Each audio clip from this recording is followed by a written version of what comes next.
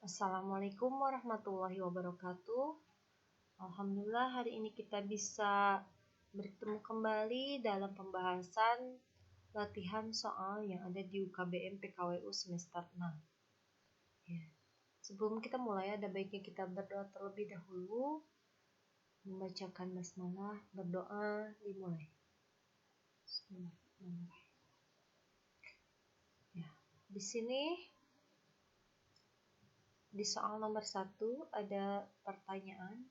Bob Sadino, Lampung 9 Maret 1933 atau akrab dipanggil Om Bob adalah seorang pengusaha asal Indonesia yang berbisnis di bidang pangan dan peternakan. Suatu hari temannya menyarankan Bob memelihara ayam dan Bob tertarik. Ketika beternak ayam itulah muncul inspirasi berwirausaha.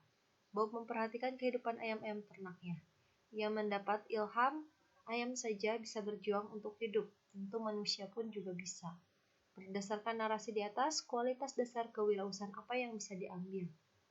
Nah, yang harus kalian ketahui, ini ada hubungannya juga dengan pelajaran bahasa Indonesia ya. Ada kata kuncinya atau kalimat utamanya itu ada di sebelah mana? Di awal atau di akhir atau di tengah gitu kan. Nah, di sini kebetulan di akhir. Ia mendapat ilham, ayam saja bisa berjuang untuk hidup. Berjuang untuk hidup berarti ya, pantang menyerah ya. Jawabannya adalah D.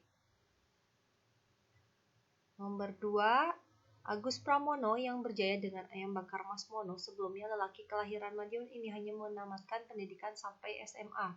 Kemudian merantau ke Jakarta bekerja sebagai sales, office boy, hingga tukang gorengan.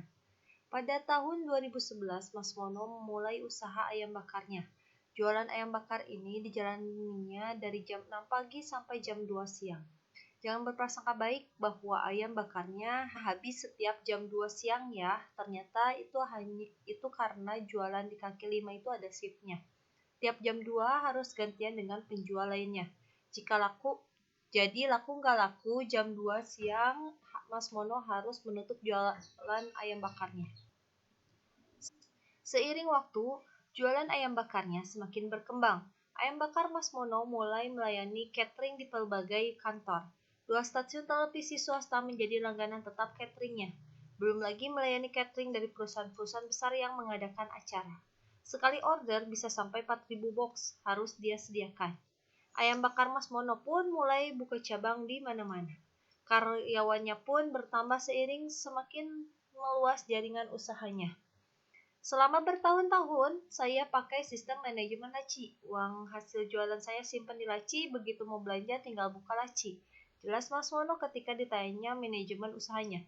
Namun, seiring semakin besar usahanya, ditambah lagi setelah Mas Mono bergabung dengan Entrepreneur University, maka ayam bakar Mas Mono pun memperbaiki sistem manajemennya. Hasilnya, tahun 2010, ayam bakar Mas Mono sudah bisa memfranchise-kan usahanya. Suatu prestasi yang besar karena tidak setiap usaha bisa memfranchise-kan usahanya. Saat ini memiliki 20 cabang dan lebih dari 400 karyawan. Dari cerita di atas, Mas Mono memiliki sifat wirausaha yaitu, ya di sini kalian bisa pelajari di paragraf awal itu ada kalimat yang menyatakan bahwa dia itu awalnya seorang pegawai ya. Jadi OB, jadi apa. Nah, sampai akhirnya dia memutuskan menjadi seorang entrepreneurship atau berwirausaha menjual ayam bakar ini. Dia jam 6 sampai jam 2 itu jualan, mau laku nggak laku, dia harus tutup usahanya pada jam 2 siang. Nah, berarti ya dia berani mengambil resiko ya. Awalnya dia punya penghasilan tetap, dia memutuskan usaha sendiri sampai akhirnya sekarang punya 400 karyawan dan 20 cabang usaha ya. Nomor 3. Hinda Japar adalah seorang pengusaha dodol Garut yang sukses meraup omset ratusan juta rupiah. Hinda yang saat ini menjabat sebagai direktur perusahaan dodol Garut Pusaka meraup omset yang besar dengan cara memasarkan produk dodol Garut ke seluruh penjuru Pulau Jawa hingga Kalimantan. Hinda Japar bukanlah orang yang memiliki pendidikan tinggi untuk bisa sesukses saat ini. Beliau hanyalah lulusan SMA PGRI dan memulai bisnis dengan membantu orang tuanya dari kecil hingga menjadi pimpinan perusahaan rintisan orang tua beliau pada tahun 2005. Berawal dari bantu-bantu bisnis orang tua, Hinda Japar kini sukses menjadi pengusaha dodol di Garut, Jawa Barat. Dari usaha ini, ia meraup omset hingga 400 juta rupiah per bulan. Awalnya, dodol pusaka merupakan usaha rumahan dengan skala kecil. Hinda kemudian mengambil alih bisnis orang tuanya itu pada 2005. Tentukan penyebab keberhasilan Hinda Japar ini. Ya, ini kalian harus bisa merangkum dari paragraf ini. Ya, mulai dari bagaimana dia bisa mengambil alih usaha orang tuanya yang awalnya biasa hingga dia bisa memasarkan produknya hingga ke pelosok Pulau Jawa hingga Kalimantan dan meraup omset 400 juta per bulan. Berarti dia memiliki tujuan ya, memiliki goals bagaimana bisa memajukan usahanya. Jadi di sini jawabannya ada komitmen tinggi dalam usaha mencapai tujuannya ya. Jadi jawabannya adalah C. Nomor 4. Memulai bisnis memang tidak mudah. Hal ini dirasakan oleh Haji Budiman yang memulai bisnisnya pada tahun 2000 di Sukabumi. Ia memberanikan diri membuka warung nasi timbel. Ia mengaku kesulitan ketika merintis bisnis kuliner. Memperkenalkan ke masyarakat merupakan hal yang sulit menurutnya. Berdasarkan ilustrasi di atas, pengembangan usaha yang tepat adalah, nah di sini memperkenalkan kepada masyarakat merupakan hal yang sulit. Berarti yang dibutuhkan adalah ya membuat promosi ya. Nomor 5. Berikut ini merupakan faktor penyebab kegagalan dan keberhasilan sebuah usaha. 1. Berorientasi ke masa depan. 2. Adanya visi, misi, dan dedikasi tinggi. 3. Kurang spesialisasi. 4. Jarang mengadakan inovasi. 5. Adanya perencanaan yang matang. 6. Kurangnya pengalaman manajemen. Yang merupakan faktor penyebab kegagalan sebuah wirausaha ditunjukkan oleh nomor 3. Kurang spesialisasi, jarang mengadakan inovasi, dan kurangnya pengalaman manajemen ya. 3, 4, dan 6. D. Daerah X adalah suatu daerah yang terletak di kaki bukit yang memiliki sumber daya alam yang bagus. Masyarakat bercocok tanam padi dan juga bercocok tanam singkong. Dan hasil yang dihasilkan cukup melimpah dan hasilnya mampu memenuhi kebutuhan masyarakat. Dari wacana di atas, jenis usaha pengolahan apa yang bisa dilakukan untuk meningkatkan nilai tambah produk dan penghasilan masyarakat daerah tersebut?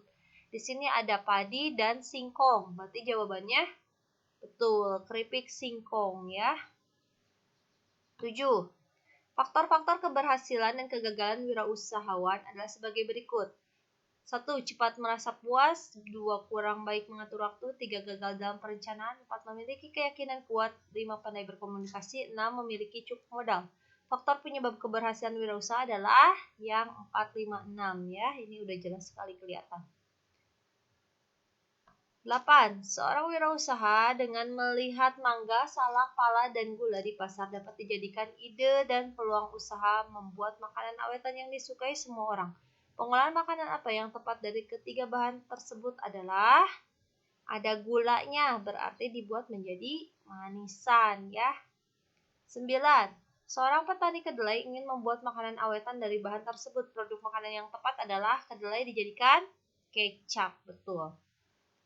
Seblak makaroni merupakan makanan favorit remaja yang menjadi ciri khas Bandung yang bisa dimodifikasi. Langkah-langkah wirausaha modifikasi makanan khas daerah berikut yang tepat adalah, nah, kalau misalkan mau melakukan wirausaha, yang pertama kali harus dilakukan adalah melakukan riset pasar atau penelitian ke pasar. Dilihat produk mana yang diminati oleh masyarakat. Nah, jadi di sini ada 2 riset pasarnya ya.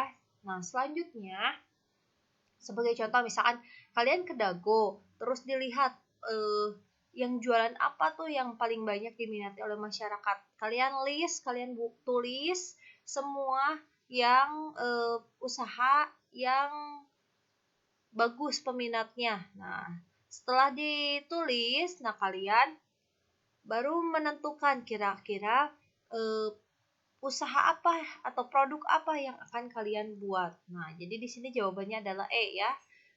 Lalu dilakukan proses produksi, modifikasi, dikemas, dan dipasarkan. Jadi itulah yang bisa dilakukan untuk seorang wirausaha untuk memulai usahanya ya.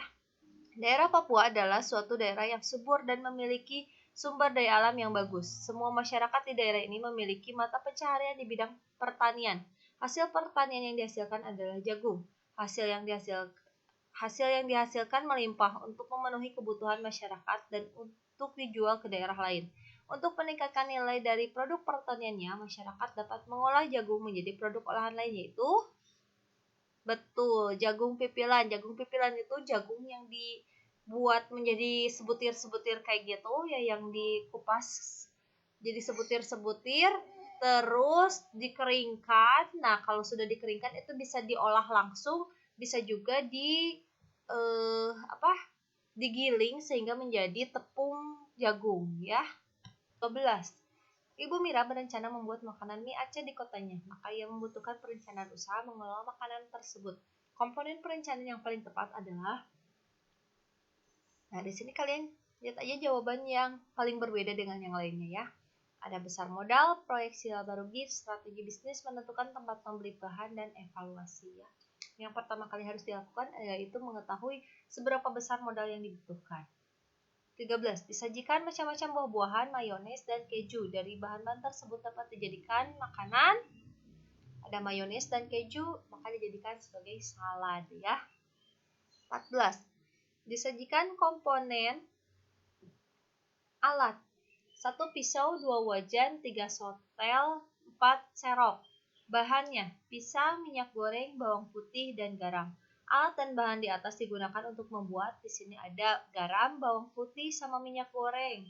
Berarti pisangnya dibikin menjadi keripik ya, keripik pisang. 15. Disajikan gambar sebagai berikut. Berdasarkan gambar di atas, teknik penyajian yang digunakan adalah ini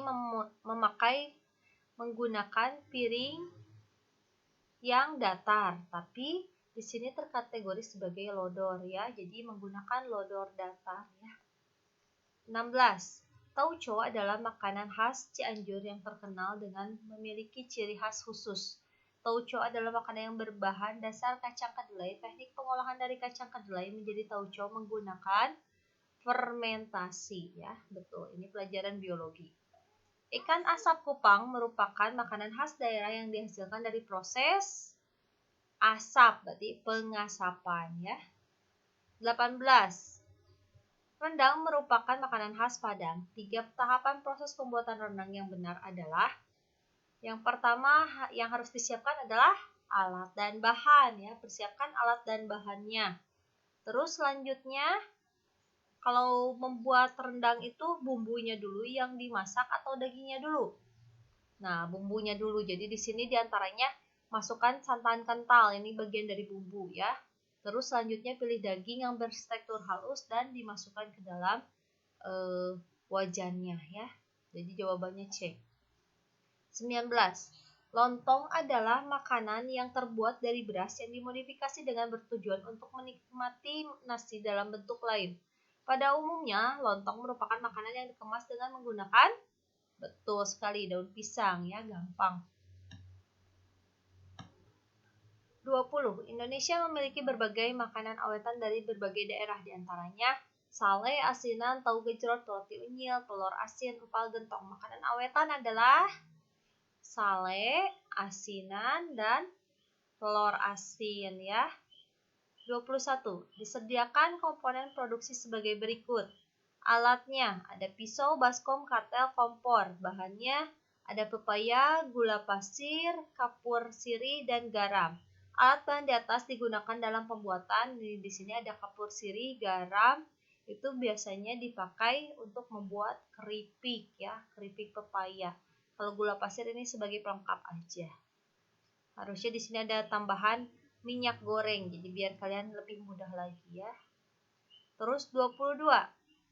Dari tabel di atas yang termasuk komponen biaya produksi tetap adalah, biaya produksi tetap adalah di mana produknya itu bisa dipakai berulang-ulang atau tidak sekali habis ya. Yang tidak sekali habis di sini ada kompor dan tabung gas, baskom dan mixer ya. 23. Pak Jumhur, seorang wirausaha empal gentong. Dalam satu kali produksi, dia dapat menjual 100 mangkok empal gentong. Jika biaya produksi yang dikeluarkan untuk bahan bakunya Rp50.000, biaya tenaga kerja Rp30.000 dan biaya operasionalnya Rp15.000, maka harga pokok produksinya adalah harga pokok produksi ini tinggal dijumlahkan dibagi banyaknya produk ya. Ini dijumlahkan menjadi 95.000 dibagi 100, seharusnya kurang 0 berarti ya di sininya. Jadi 9.500 ya. Toko aneka kue menjual makanan khas daerah dengan pendapatan per bulan 200 juta rupiah dan biaya total yang dikeluarkan sebesar 6.750.000 rupiah. Laba atau rugi yang diperoleh toko tersebut adalah, kalau dari sini pendapatan lebih besar dari biaya, berarti akan memperoleh laba ya. Nah, labanya berapa? Tinggal dikurangi aja 20 juta dikurangi 6.750.000 ini. Hasilnya adalah labanya 13.250.000 ya. 25. Pak Amin adalah seorang wirausaha. Selama setahun usahanya memiliki laporan keuangan sebagai berikut. Pendapatannya 200 juta, total biayanya 180.975.000 rupiah. Dari pernyataan di atas, maka laporan keuangan Pak Amin mengalami pendapatan masih lebih besar daripada biaya, berarti mengalami laba. Labanya tinggal dikurangi, hasilnya adalah 19.025.000 rupiah. 25. Pak Dudi, seorang pengusaha soto Kudus. Dalam sehari dia memerlukan bahan soun Rp200.000, kerupuk Rp10.000, ayam Rp120.000, isi gas Rp25.000, wajannya Rp50.000. Maka biaya tetapnya adalah, biaya yang tidak habis sekali pakai. Berarti di sini hanya ada wajan ya. Wajan harganya Rp50.000. Jadi jawabannya adalah A. 27. Pak Dudi, seorang pengusaha soto Kudus. Nah, di sini pertanyaannya, maka biaya tidak tetapnya. Biaya tidak tetap berarti biaya yang sekali habis. Nah, di sini ada soun, kerupuk, ayam, dan isi gas. Nah, kalau di sini pernyataannya gas, berarti ini masuk biaya tetap. Tapi kalau isi gas, ini biaya tidak tetap. Jadi dijumlahkan semuanya menjadi Rp355.000. 28. Sistem konsinyasi adalah kerjasama pemasaran antara produsen dengan pemilik warung atau outlet ya. Jadi kalau misalkan kalian membuat cireng terus kalian titipkan di warung, nah itu adalah sistem konsinyasi ya. 29. Yang termasuk strategi promosi adalah gambar 1 dan gambar 3. Karena di sini gambar menu makanan saja, kalau yang gambar 1 dan gambar 2 ini gambar 3 ini adalah strategi promosi di mana dia memberikan setengah harga atau beli 1 gratis 1 ya. 30. Di antara teknik media promosi makanan khas daerah berikut yang tidak benar adalah melalui arisan ya. Di sini arisan tidak masuk ke dalam teknik media promosi. 31. Di antara media promosi berikut yang paling menguntungkan adalah untuk saat ini ya memakai medsos ya, itu sangat mudah sekali bisa dilakukan oleh setiap orang dan biayanya relatif lebih murah dibanding kalau misalkan harus membuka toko ya. 32. Dari pernyataan di atas, sarana promosi yang efektif pada masa kini yang mana? Medsos dan internet, berarti 2 dan 4 ya. 33. Yang termasuk strategi promosi yang mana? Ya, 1 dan 2, karena yang 3 ini layar monitor ya, tidak termasuk. 34. Rahmat memiliki kios di pasar yang menjual bumbu dapur instan dan abon. Suatu hari kios Rahmat dikunjungi Ahsan dan Rudi. Rudi memiliki kios yang menjual abon di pasar tersebut dengan lokasi yang tidak jauh dari kios Ahmad. Ahsan membeli abon kualitas super sebanyak 1 kg. Berdasarkan deskripsi di atas, orang yang menunjukkan pesaing dan konsumen. Pesaingnya siapa? Rudi ya. Konsumennya Ahsan. Jadi Rudi dan Ahsan. 35. Disajikan tabel sebagai berikut. Berdasarkan tabel di atas, permasalahan dan solusi yang tepat adalah yang mana? Ya, yang 2 ya. Produk tidak diminati konsumen, solusinya menambah kemasan lebih menarik. Ya, sebagai contoh gini, kalau misalkan kalian mau membeli snack atau apa gitu kan, makanan, kalau kemasannya menarik, kalian pasti akan lebih tertarik untuk membelinya gitu. Apalagi kalau ada diskon segala macamnya ya. Nah, dibanding dengan yang kemasannya tidak menarik. 36. Usaha abon ikan lele My Baby yang dirintis oleh Octavia Hasim berhasil menghantarkan dirinya menjadi pemenang wirausaha muda mandiri 2013 pada kelompok pasca sarjana dan alumni di kategori boga. Saat ini omset sudah hampir 70 juta rupiah per bulan. Selama 1 bulan permintaan abon menghabiskan hampir 3 ton untuk ikan lele. Permintaan abon tersebut berasal dari beberapa daerah sehingga membutuhkan waktu yang lama pada pengirimannya. Berdasarkan ilustrasi di atas, pengembangan usaha yang tepat dilakukan oleh Octavia Hasin adalah ya, dia memasarkan produknya sudah luas, berarti dia membutuhkan untuk membuka cabang usaha ya. Jadi misalkan dia memproduksi di Jakarta, berarti dia harus buka cabang di Bogor, di Bandung, di Kalimantan, di Sulawesi, dan seperti itu. 37. Dodol merupakan makanan khas Garut yang bisa dimodifikasi. Langkah-langkah wirausaha modifikasi makanan khas daerah tersebut yang tepat adalah seperti yang tadi ya, yang sudah dibahas, jawabannya adalah E. Riset pasar, penentuan produk, proses produksi, modifikasi produk, pengemasan, dan pemasaran. 38. Dari pernyataan di atas, sistem pelaporan yang tepat adalah pendahuluan, analisa usaha, perencanaan, laporan keuangan dan kegiatan, baru penutup ya. 39.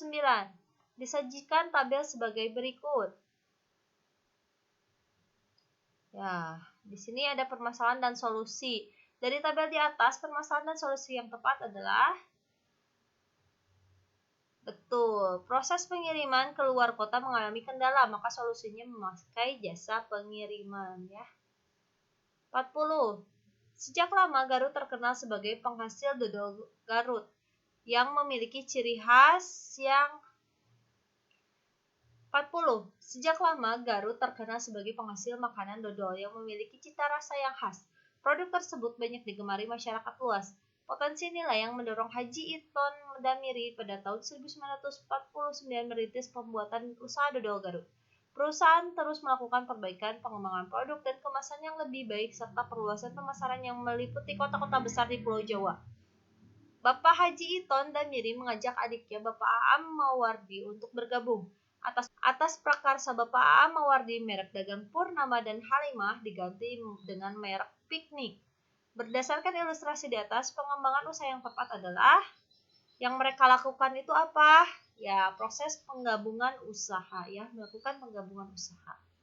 Alhamdulillah, pembahasan kita hari ini sudah selesai. Terima kasih atas perhatiannya. Kita tutup dengan hamdalah bersama-sama. Alhamdulillahirobbilalamin. Wassalamualaikum warahmatullahi wabarakatuh.